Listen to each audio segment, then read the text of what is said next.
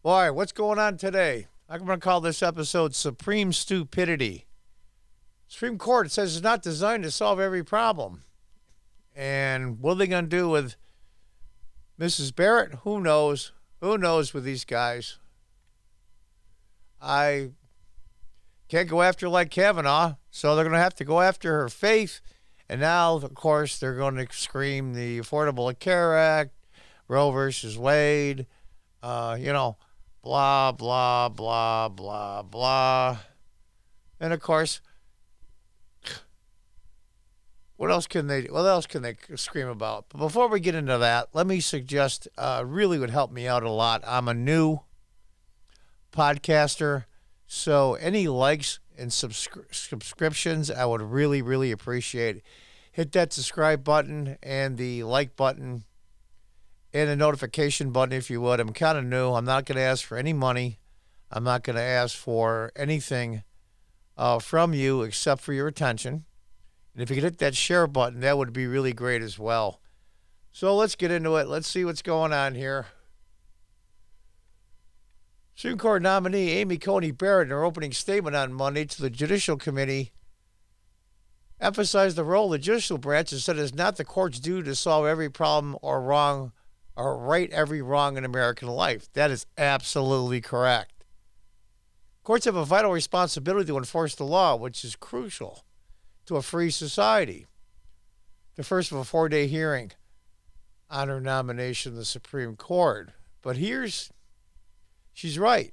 But courts are not designed to solve every problem or right or wrong in our public life. Now, here's the part that really gets to the meat of it, the substance of the court. She continued, the policy decisions and value judgments of government must be made by the political branches elected by and accountable to the people. Absolutely correct.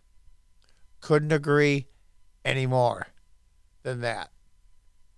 That's why Supreme Court judges are picked for life. The political winds, which way they're blowing this year or next year or 5 years from now or 10 years from now, do not matter. That is the point. The public should not expect the courts to do so, and courts should not try. That's the problem with leftists and progressives. They use the court as extension of the legislative body, which is absolutely nuts. Absolutely nuts. They've always used the courts as a sledgehammer to push through their agenda to get things done that they couldn't done legislatively. That's kind of the point. They'll put through things that their representatives elected by the people. You can't get them through because the American people, the majority of them anyway, do not want those things.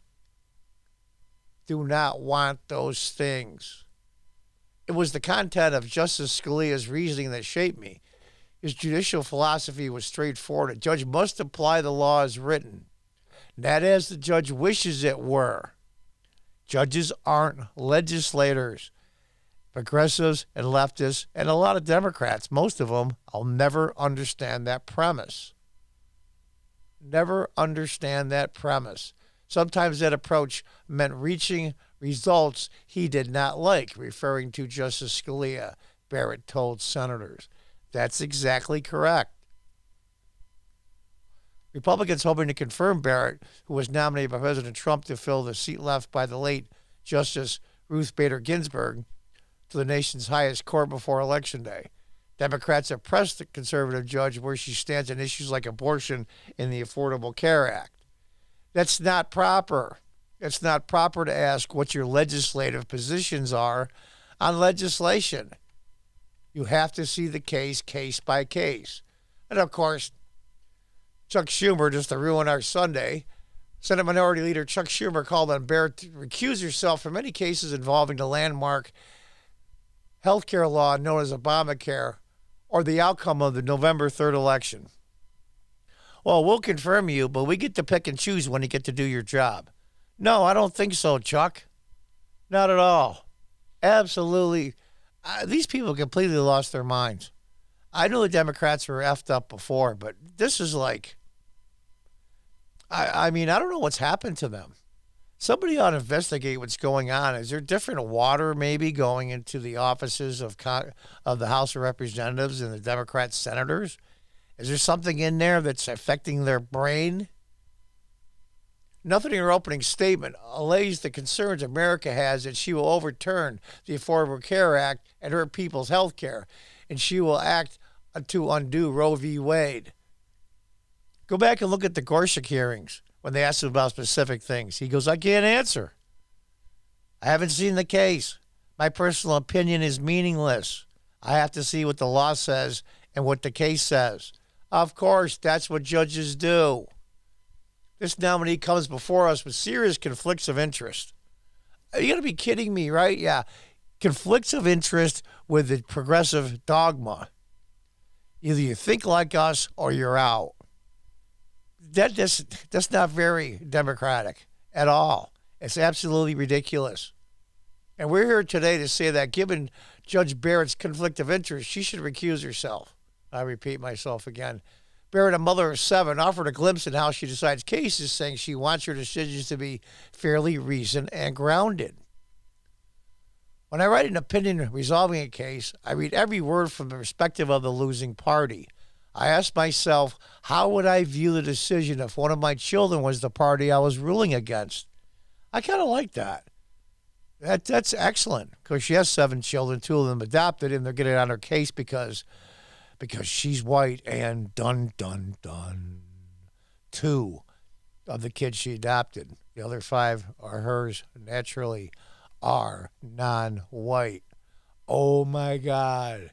Giving an amazing life with an amazing mother, an amazing father, and amazing siblings, I guess isn't good enough. And, of course, most progressives and leftists think color first, color first, color first. They're not white, so they don't belong there. Who's the real racist here? It's really insane. And its protections and decisions related to the election, I lost my place here. Even though I would not like the result, what I understand that the decision was fairly reasoned and grounded in the law, Barrett said. Yeah, any rational person would. I believe Americans of all backgrounds deserve an independent Supreme Court that interprets our Constitution and laws as they were written. And I believe I can serve my country by playing that role, she said. If Republicans confirm Barrett, it would tilt the bench 6-3 in favor of conservatives. Yeah, on paper, maybe, with the R's and D's in front of their names. But it really would be 5.5, 3.5. But, I mean, they're going to ask her about her religion, or she's a very, very serious and devout Roman Catholic, as am I, and that's not why I'm saying that. I'm not devout at all, unfortunately. I wish I was as good as her. But I'll bet you if someone was sitting there with Islamic faith and some of the Republicans were questioning how their Islamic faith would make their decisions based on that, the Democrats would be screaming foul. I am so sick of this. 2 sets of rules. And then when those don't work, you change the rules again.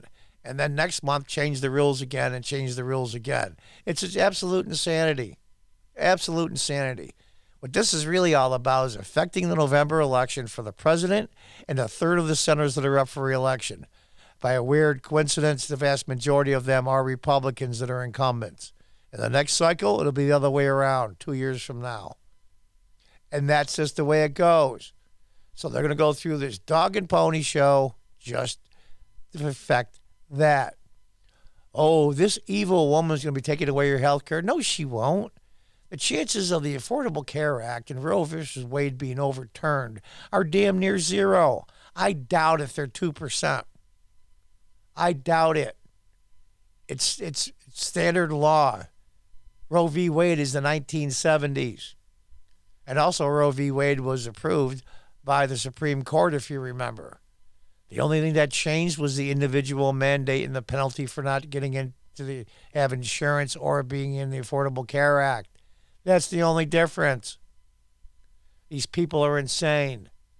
Oh, there'll be back alley abortions again and blah, blah. The worst that could possibly happen if Roe v. Wade was overturned was not that abortion will be illegal. Not at all. It'd be up to the states to decide. Well, some states are backwards and some, oh, really? Why don't we apply that same logic to taxes? Where I live in New York, I live in upstate New York and California and some of the high-tax states.